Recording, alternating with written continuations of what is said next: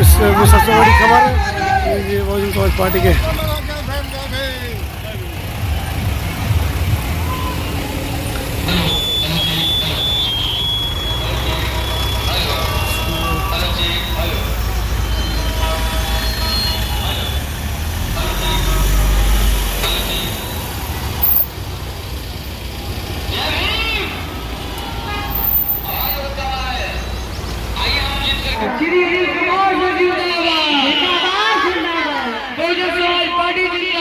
क्या जो मूर्ति का अनावरण किया है, आप इसमें क्या कहना चाहते हैं?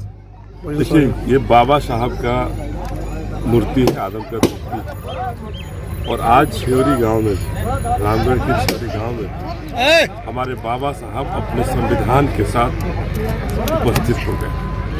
कहने का मतलब है अब बाबा साहब इस रामगढ़ के शेवरी गांव में उपस्थित हो गए अपने संविधान को लेकर। जिस संविधान के साथ आए दिन भारत के अंदर छेड़छाड़ हो रहा है, जिस संविधान को भारत में अभी जो बैठी हुई जो निकम्मी सरकार है वो बदलने की बात कर रही है, हम अपने शेवरी गांव में उनको बैठाने का काम कर रहे हैं। और ये संविधान किसी भी स्थिति में नहीं बदलेगा। ये शेवरी गांव के एक एक जनता का, एक एक व्यक्ति का प्रतिज्ञा है, संकल्प है कि हम सबों के रहते हुए हमारे संविधान को ये सरकार चाहे जो कर ले, लेकिन हमारे संविधान को नहीं बदल सकती है।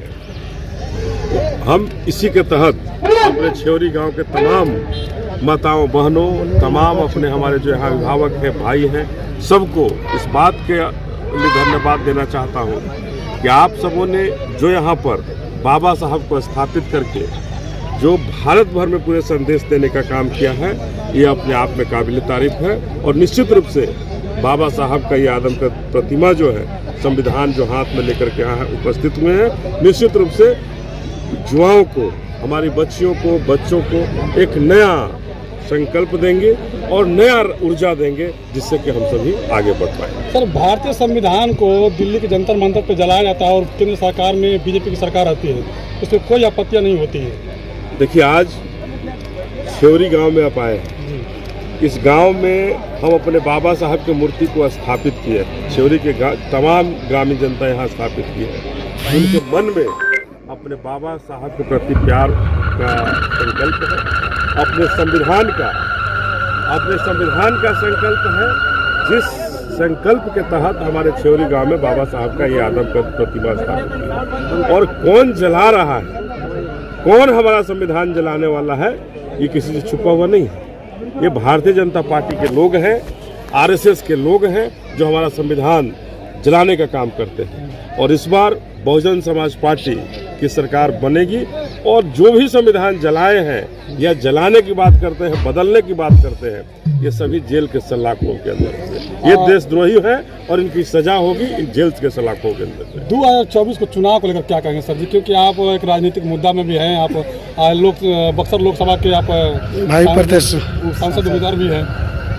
देखिए, हमने तो कहा कि इस बार 2024 के चुनाव में जो 2 महीना बाद जो चुनाव है, 1.5 महीना बाद जो चुनाव है, इस चुनाव में हमारी बहन जी प्रधानमंत्री बने और हम बक्सर लोकसभा में खड़े हैं। निश्चित रूप से मैं आपको बता देना चाहता हूं कि बक्सर लोकसभा में चाहे जो हो जाए, जो प्रत्याशी हो, लेकिन विजयी बहुजन समाज पार्टी। एक सवाल उठता है यहाँ पर कि ये लोग कहते हैं कि जगदानंद की जो है कि यहाँ पर धरती है और यही धरती से अश्विनी चौबे जो बीजेपी से जीते हुए हैं, इस पर क्या कहेंगे? देखिए, जगदानंद की धरती क्या है? अरे, जगदानंद जहाँ जन्म लिए होंगे वहाँ की धरती हो सकती है ना, उनका घर उनका हो सकता है। ये पूरा रामगढ़, पूरा बक्सर लोकसभा उनका कैसे हो जाएगा? ये बक्सर किसी की बपौती नहीं है। बक्सर लोकसभा किसी की बपौती नहीं है, किसी राजनेता की बपौती नहीं है, किसी जाति की बपौती नहीं है। इस बार बक्सर बहुजन का होगा और बक्सर बहुजन में है और इस बार बक्सर बहुजन का होगा। क्या 2024 का जो चुनाव है, लोग कह रहे हैं कि संविधान भी खतरे में चल रहा है, तो क्या वाकई में संविधान खतरे में है? वाकई खतरे में है। और ये आप देख रहे हैं कि ये बाबा साहब को यहाँ स्थापित किया है संविधान को लिए हुए, इसलिए कि हम सभी मिलकर के उन सामंतवादी और मनवादी ताकतों को बता देना चाहते हैं कि बाबा साहब के संविधान के साथ छेड़छाड़ मत करना। बाबा साहब का संविधान केवल दिल्ली के लोकसभा में नहीं बंद है, ये बाबा साहब का ये संविधान हर गांव में बंद है, हर घरों के अंदर है। जहां लोग दिलों के अंदर बाबा साहब को रखे हैं और उनके संविधान को रखते हुए। इसलिए संविधान से छेड़छाड़ करने वाली जो सरकार है उनको इस बार अपनी ताकत का पता चल रहा है। लोग कह रहे हैं कि केवल संविधान के नाम पर लोग राजनीति कर रहे हैं, संविधान कोई खतरे में नहीं है। तो अगर नहीं खतरे में रहता तो फिर ये स्थिति क्यों है?